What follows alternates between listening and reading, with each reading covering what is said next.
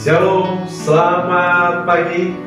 Selamat bertemu kembali dalam program kita membaca Alkitab setiap hari. Bapak dan Ibu, saya terus mengajak kita, mari kita ikuti terus pembacaan Alkitab kita. Mari kita membaca Alkitab secara teratur. Mari kita jadikan Alkitab kita menjadi bacaan harian yang memberkati hari-hari kita. Amin.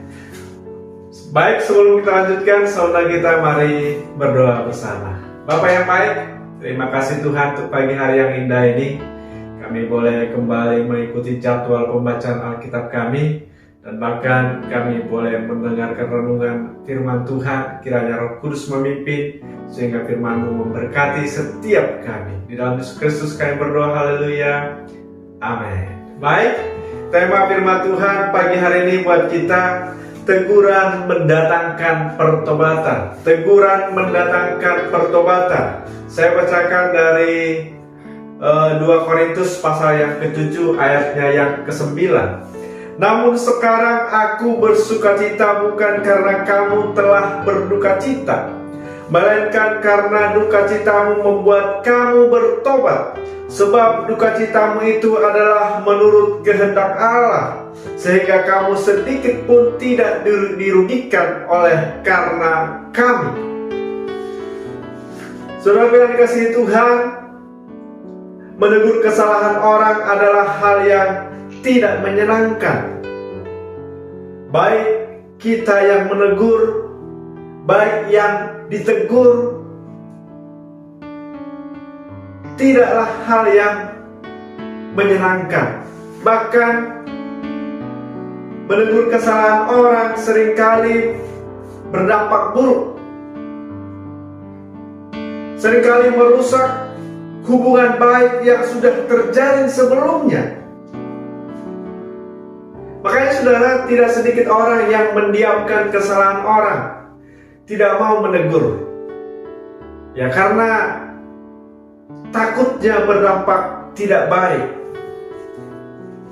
Kita melihat di sini saudaraku, Rasul Paulus menegur jemaat di Korintus. Ayat yang ke-8 dikatakan, jadi meskipun aku telah menyedihkan hatimu dengan suratku itu, namun aku tidak menyesalkannya. Memang pernah aku menyesalkannya, karena aku lihat bahwa suratku itu menyedihkan hatimu, kendati pun untuk seketika saja lamanya.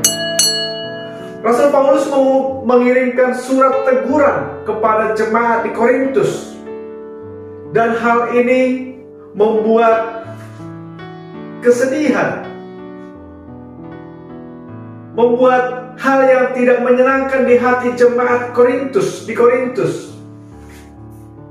Dan akibat ini Rasul Paulus sangat menyesalkan. Paulus pun merasa tidak enak begitu saudara ya. Walaupun dikatakan di sini hanya seketika saja lamanya.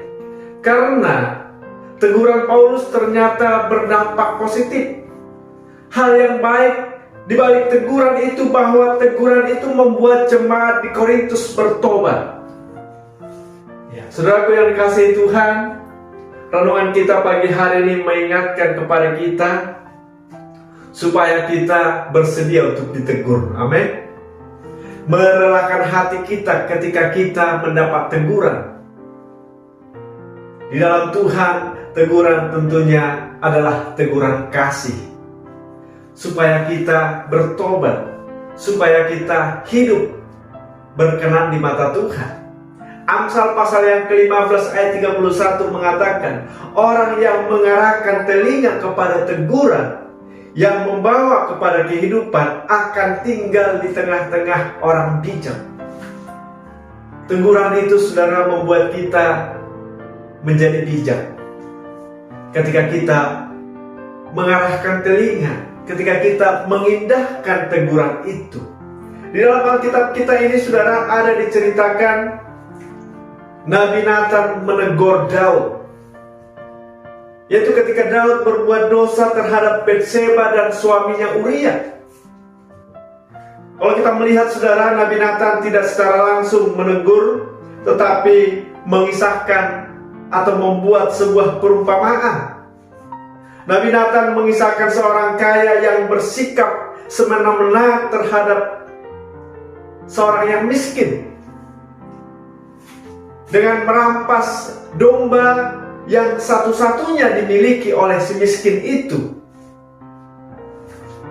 Dan dengan luapan emosi, Daud mengatakan bahwa orang kaya dalam perumpamaan yang disampaikan oleh Nabi Nathan ini harus dihukum mati.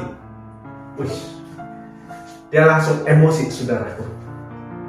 Nabi Nathan mengatakan bahwa orang kaya yang keji itu adalah Raja Daud sendiri. Kalau kita melihat di sini, saudara, Daud bisa menilai dosa orang lain, namun Daud tidak peka terhadap dosanya sendiri. Nah, inilah juga sering, saudara, terjadi di tengah-tengah orang Kristen sekalipun, di tengah-tengah orang percaya sekalipun. Bisa saja, saudara, kita peka terhadap kesalahan orang, tetapi terhadap kesalahan kita sendiri kita tidak bisa melihat.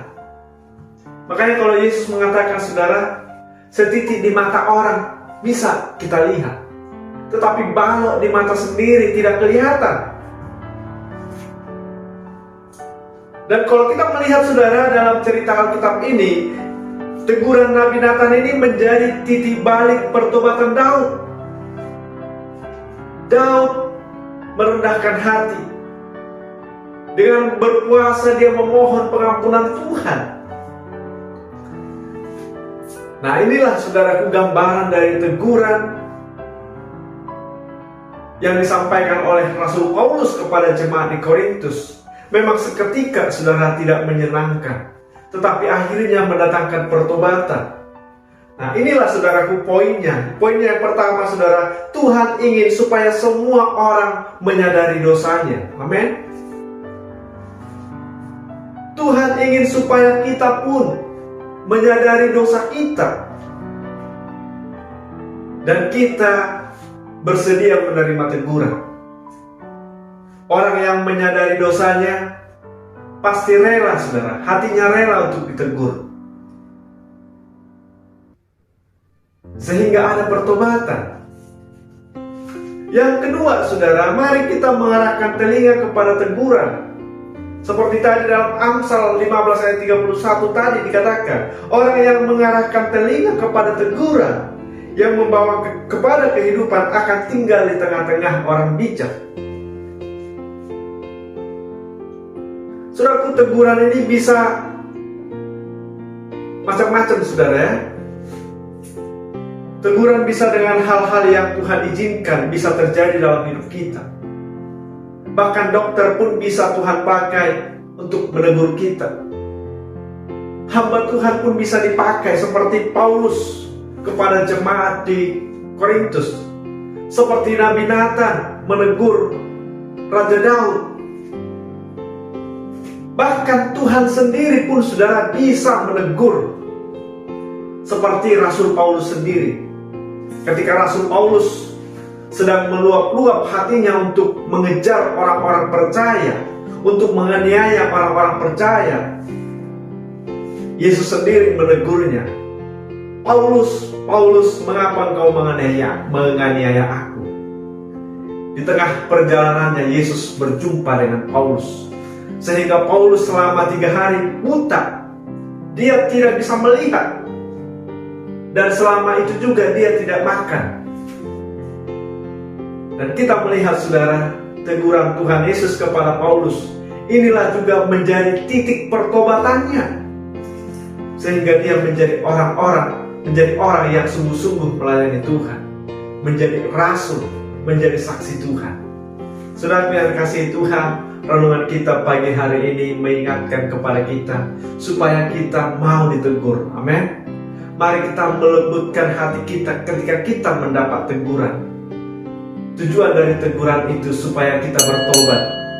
Amin.